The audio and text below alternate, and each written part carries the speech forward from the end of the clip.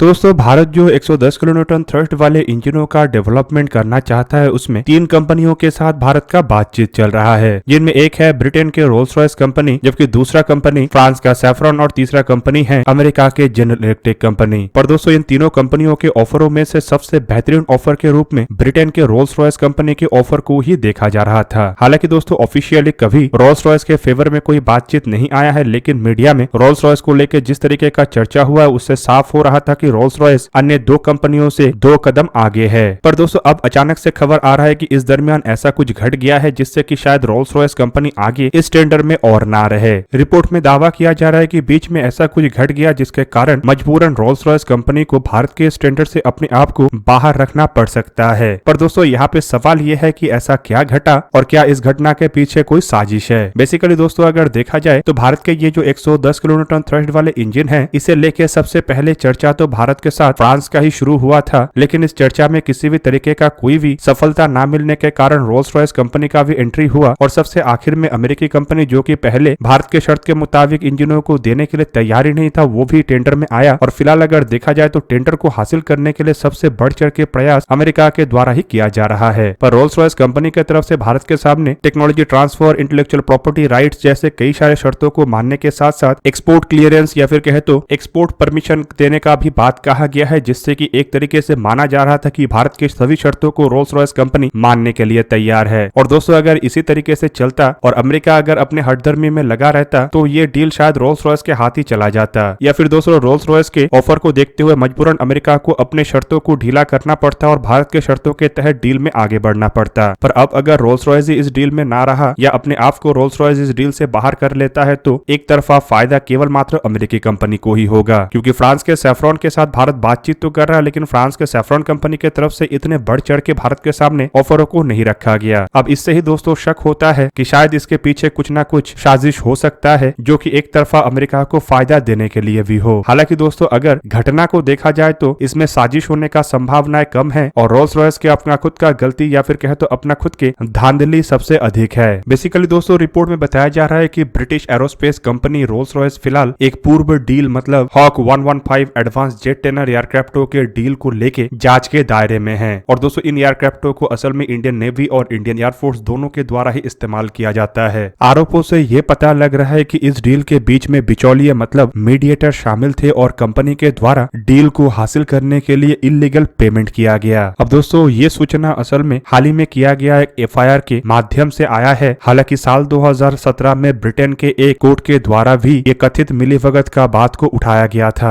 अब दोस्तों फिलहाल ये जांच के दायरे में है, लेकिन अगर रोल्स रॉयस को इसमें गिल्टी पाया जाता है तो रोल्स रॉयस कंपनी के लिए आने वाले समय में कई तरीके के मुश्किलें आएगा। दोस्तों अगर गिल्टी पाया जाता है तो भारत के नियम के मुताबिक रोल्स रॉयस जैसे कंपनी को आने वाले 5 साल के लिए गवर्नमेंट के किसी भी डील या किसी भी टेंडर में शामिल होने से ब्लॉक किया जा सकता है। और दोस्तों अगर ऐसा होता है तो जो 110 किलोन्यूटन थ्रस्ट वाले इंजनों को भारत AMCA Mark II एयरक्राफ्टों के लिए डेवलप करना चाहता है, जो कि ज्वाइंट वेंचर में होगा, उस प्रोजेक्ट से रोल्स रॉयस मजबूरन बाहर रहेगा। हालांकि दोस्तों ये सभी चीज फिलहाल जांच के दायरे में है, लेकिन कुछ कुछ जगहों में बताया जा रहा है कि जांच में पाया गया कि रोल्स रॉयस कंपनी की तरफ से मीडिएटर और कुछ गवर्नमेंट के अधिकारियों को भी घूस दिया गया है और इलीगल पेमेंट किया गया है। और दोस्तों ये केवल मात्र अब साबित होना ही बाकी है, जिसके बाद जो रोल्स रॉयस कंपनी के साथ गवर्नमेंट का बातचीत चल रहा है वो भी गवर्नमेंट की तरफ से बंद कर दिया जाएगा। दोस्तों ये जो 110 किलोन्यूटन थ्रस्ट वाले इंजनों के प्रोजेक्ट है, इसमें रोल्स रॉयस को प्रमुख दावेदार के रूप में ही देखा जा रहा था, क्योंकि कंपनी के द्वारा बेस्ट ऑफर भारत के सामने रखा गया था। हालांकि दोस्तों कुछ महीने पहले कंपनी के बिहाफ पे एक वरिष्ठ अधिकारी की तरफ से यह भी बताया गया था कि भारत के सामने जिस तरीके का ऑफर रोल्स रॉयस के द्वारा रखा गया है, इस तरीके का ऑफर कोई भी अन्य देश या अन्य कंपनी नहीं रख सकता। वहीं पे दूसरी तरफ अगर देखा जाए तो कंपनी की तरफ से यह भी जानकारी दिया गया है कि ऑफर के अंतर्गत किसी पुराने इंजन को मॉडिफाई करके या किसी पुराने इंजन के कोर को बदल के उसके थ्रस्ट को बढ़ा के भारत को नहीं दिया जाएगा, बल्कि संपूर्ण रूप से एक नया और आधुनिक इंजन को बनाया जाएगा। यहाँ पे आप लोगों को दोस्तों ये भी जान के रखना चाहिए कि सैफ्रॉन कंपनी की तरफ से भारत के सामने फिलहाल जो ऑफर रखा गया है वो M88 इंजन के कोर को मॉडिफाई करके नए इंजन बनाने को लेके है, जबकि मीडिया रिपोर्ट के मुताबिक अमेरिका के द्वारा भी इसी तरीके का सिमिलर ऑफर रखा गया है और यहाँ पे अमेरिका के ऑफर में इंजन है F414 EVE वेरिएंट। दोस्तों रोल्स रॉयस कंपनी बाहर अगर निकल जाता है तो कुछ हो या ना हो, सबसे बड़ा फायदा तो अमेरिकी कंपनी जनरल इलेक्ट्रिक का ही होगा, जो फिलहाल डील को हासिल करने के लिए एड़ी चोटी का जोड़ लगा रहा है। और अब तक माना जा रहा था कि रोल्स रॉयस प्रेजेंट रहने पे अमेरिका को डील हासिल करने के लिए झुकना पड़ेगा और भारत के शर्तों को मानना पड़ेगा। पर यहाँ पे दोस्तों अगर रोल्स रॉयस से बाहर निकल जाता है तो भारत के लिए भी आने वाले समय में चिंता बढ़ सकता है, क्योंकि अमेरिकी इंजनों के विपक्ष में भारत के सामने रोल्स रॉयस के इंजन ही एकमात्र ऑप्शन था। और अब रोल्स रॉयस अगर डील में नहीं रहा तो भारत को मजबूरन अमेरिका के शर्त पे अमेरिका के इंजनों को भी खरीदना पड़ सकता है। पर यहाँ पे दोस्तों आप लोगों को यह भी जान के रखना चाहिए कि भारत फिलहाल ऐसे शर्तों के तहत झुकने के लिए तैयार नहीं है और शायद ही अमेरिका के मनमानी को भारत की तरफ से माना जाएगा, बल्कि भारत इस दरमियान कुछ ना कुछ अवश्य रास्ता निकालेगा जिससे कि अन्य कंपनी भी इसमें पार्टिसिपेट कर सके। अब दोस्तों ये जो जेट इंजन है ये भारत के लिए अति आवश्यक इसलिए है क्योंकि इससे ही भारत जेट इंजन के टेक्नोलॉजी को हासिल कर पाएगा और अपने खुद के इंजन को डेवलप करके अपने खुद के डेवलप किए जाने वाले एयरक्राफ्टों में उसका इस्तेमाल कर सकेगा। और दोस्तों अगर ये डिले होता है तो भारत के कई सारे फाइटर एयरक्राफ्टों के प्रोजेक्ट भी डिले होगा और इंडियन एयरफोर्स के जो फाइटर एयरक्राफ्टों के स्ट्रेंथ है वो भी नीचे गिरेगा। हालांकि देखा जाए तो इंडियन एयरफोर्स के जो स्क्वाड्रन स्ट्रेंथ है वो रिक्वायर्ड स्ट्रेंथ से काफी पीछे है और इसे ही देखते हुए एक सजेशन भी किया जा रहा है जो कि एयरक्राफ्ट के जो कॉम्बैट फ्लीट है उसे भी स्ट्रेंथन कर पाएगा और साथ ही साथ इंडियन एयरफोर्स को कई गुना मॉडिफाई भी कर पाएगा। बेसिकली दोस्तों इंडियन एयरफोर्स के गिरते हुए स्ट्रेंथ को देखते हुए बताया जा रहा है कि इंडियन एयरफोर्स में जल्द से जल्द अनमैन कॉम्बैट एयरक्राफ्टों को इंडक्ट कर लेना चाहिए ताकि इस गिरते हुए स्ट्रेंथ को रोका जा सके। अब दोस्तों ये जो अनमैन कॉम्बैट एयरक्राफ्ट का जिक्र किया जा रहा है ये असल में अनमैन कॉम्बैट व्हीकल या फिर ड्रोन से संपूर्ण रूप से अलग है। बेसिकली दोस्तों ड्रोन एक ऐसा एयरक्राफ्ट होता है जो अनमैन्ड होता है और ज्यादातर हवा से जमीन में दागे जाने वाले हथियारों से ही लैस होता है। पर एक अनमैन्ड कॉम्बैट एयरक्राफ्ट असल में एक ऐसा